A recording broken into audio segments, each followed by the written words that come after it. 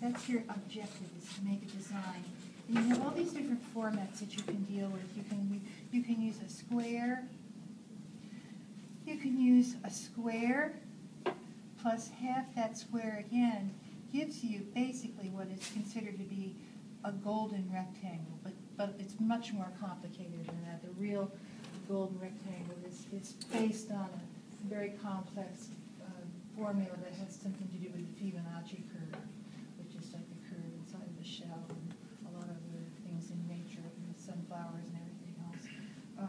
And then you also have what we call an oblong rectangle, which is oriental.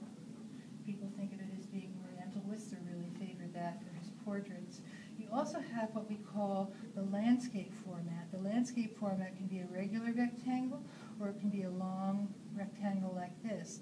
Once again, Whistler favored these longer ones. If you go down to their Freer gallery, they have a whole bunch of his beautiful paintings on cigar box tops that he did.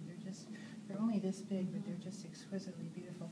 And then you have a circle, which is called a tondo, the type of a painting. And then you have a triangle. Years ago, I used to do this, and I'd have people do little ones, and then they'd blow them up and make them bigger, and then we'd put them on the wall and talk about it. It was really fascinating, but that was during the day, and people weren't so tired as they are now. So what you want to do with this, what do I do with my tape? Put it, oh, thank you very much, Amy. Okay, the thing you want to remember is you don't want these things, see how small those pictures are? You don't want anything bigger than that. Okay, let's say I want to do an oblong rectangle. And also I want to tell you something. If I told you this already, tell me to stop talking. But I had this class. It was in the morning, and we were doing this. And this one woman was just, making a real fuss because she was just having a really bad day. I mean, that happens to everybody. I wake up sometimes I can't draw to save my life. And she was having one of those days, and she was really struggling trying to do anything. I finally said to her, the thing you haven't tried is, why don't you try one like this? So she did, and within 10 minutes, she did one of the most beautiful designs in the whole class. Now, there was just something about this format that she responded to emotionally or something. That shows you how different everybody is and how becoming an artist, or even, if you're doing it for fun or if you're doing it professionally, it's really a matter of finding things out about yourself that sometimes can take a long time. But when she had that format, she was just, whipping them out like, really, it was really easy. She couldn't do any other format. So let's say I decide I want to do this format. Well, if I go like this, I'm seeing so many things, it would take me a half an hour just to draw everything. But if I go like this, I can isolate certain things. If I want to, for instance, I could just draw. What you can do is you can take your viewfinder and take a mechanical pencil. Just try to be relaxed about this, because I know if you're tired and you come in here, you don't have to do very many of them. It's up to you how many you do. The reason I chose those is I felt that they were all good compositions, every single one of them. Notice that some of them are cropped. And notice that where they're cropped, there's no line. It just goes into the white of the paper. That seems to be the most beautiful way of doing it. Some of them are cropped at the top. Most of the time they're cropped at the top, but some are cropped at the bottom. And that one in the middle on the left, she crops at the bottom fairly successfully on those two. But most people will crop at the top or the sides. Okay, there's really no rule about that. You really can't make rules like that. Some people try to, but it's stupid. So what you do is you hold this in front of your face. I would hold it at arm's length and move it around until you see. And if this format doesn't work, make a little square or something. You find that you can't find anything that works. But what you can do is just focus in on one flower. I'll just leave it there. For instance, that blue flower hanging down. If I go like this, all I see is this flower coming down.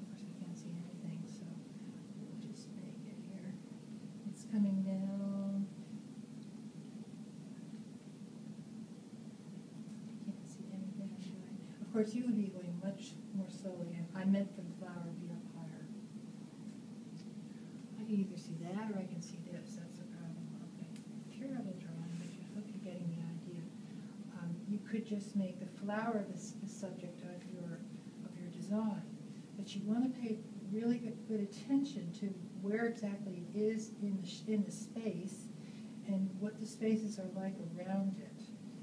Okay. Now what I'm doing here is not necessarily a very good example. That's why I put those up. And I had a book with some examples, but it seems to have disappeared from my locker, which I forgot to lock last Saturday. So I hope it didn't end up in anybody's, because I had that drawing stolen. And there's that leaf, and you can ignore the tape, of course, and that just goes off the paper. So that could be one.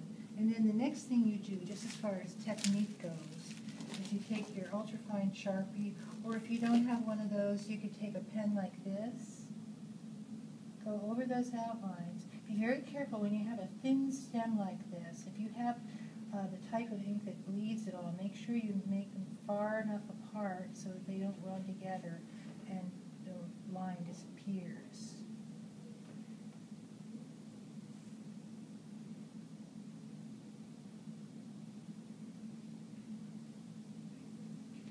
Just do a little piece of it here.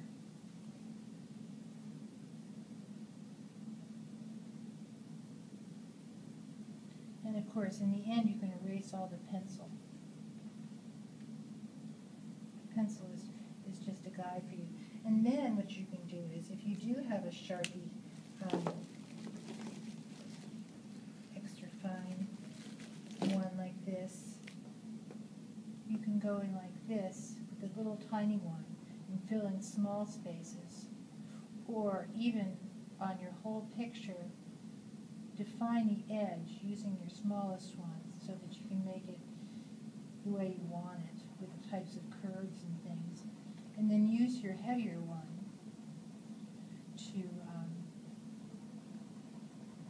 to fill in the larger areas.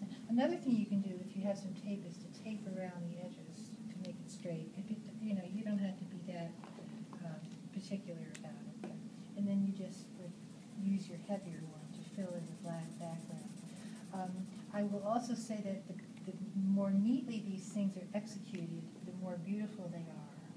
So it's worth taking your time. It would be better to do one really, really nice one than 4 or 5 sloppy, messy ones, because they won't impress anybody. I'm really a stickler for craftsmanship in art, and I really believe that it's a very, very important part of learning to do artwork. Is self-discipline. You may not be able to tell from this drawing. But you could if you looked at my other work. So is that enough of a demonstration? Mm-hmm. Okay, so what you want to try to do, and once again we're going to have to try to sit like we do in a movie theater. If anybody needs, if they don't have them, I have some extra things here. So, you want to try to sit directly in front. That's why I set up 3. So the people in the front should be way up in the front. That type of drawing board is blocking people, so you're going to have to hold that down on your lap with the top of it here. You may not put it like that. You see how it's blocking? I can't see the shell, and I can't see the bottom of anything over there because it's blocked by that stupid drawing board. It's not your fault. They shouldn't make it like that. Why do they make it like that? There's not a pad in the world that is shaped that way. I mean, it's just really, it's so annoying. That's what they sold us. Yeah. Oh, I know. It's so that it has a handle, a big deal, and you could carry it like this. And then Hard. you It's can hard see. to carry too. Yeah, it's very heavy. It's so It's annoying. funny, starting with the theater seating analogy, called down in front to mind. Down in front. Exactly, Yeah. down in front of that drawing board. Okay, so Christina, here's your board back. Okay, Thank you very much. sure. And try to sit directly in front